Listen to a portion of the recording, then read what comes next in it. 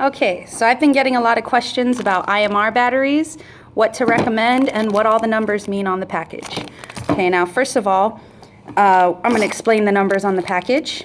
Okay, your first number is your milliamp hours. That is going to be how long your battery lasts. Think of it like a gas tank in a car, how far it can go. Your next numbers are going to be your amps. All right, this one says 50 amp pulse, 20 amp continuous. All those are our ratings, has nothing to do with each other. This is your gas tank and this is your speedometer. So your amperage is basically telling you what the battery's made for and what it's meant to put out. All right, so now that I explain the numbers on the package, what to recommend. Now, first question you want to ask is what kind of mod they have, and very important, what they're running on top.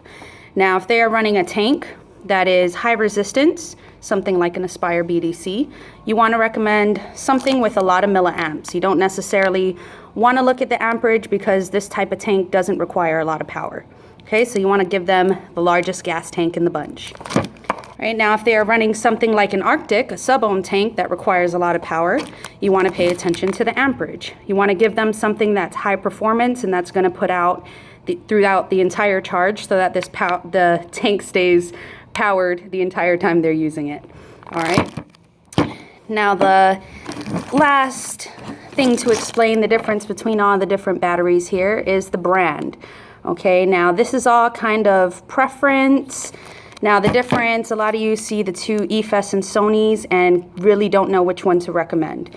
Now theoretically, the EFES are rated for a lot higher amps and they last longer. They have a higher milliamp. So theoretically, the EFES are supposed to work better. Now, in my opinion, I do prefer the Sonys. Obviously, they're not rated as high and the milliamp hours aren't as high as well. But I just think the quality of the battery is better. And that's where smoke time comes in. Now, the EFES do last a little bit longer.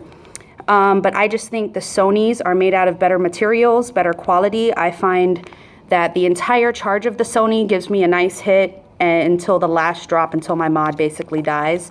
Whereas the EFES, I found about halfway through the charge, I turn up my batteries higher and higher because they just don't seem to put out what they did in the beginning of the charge.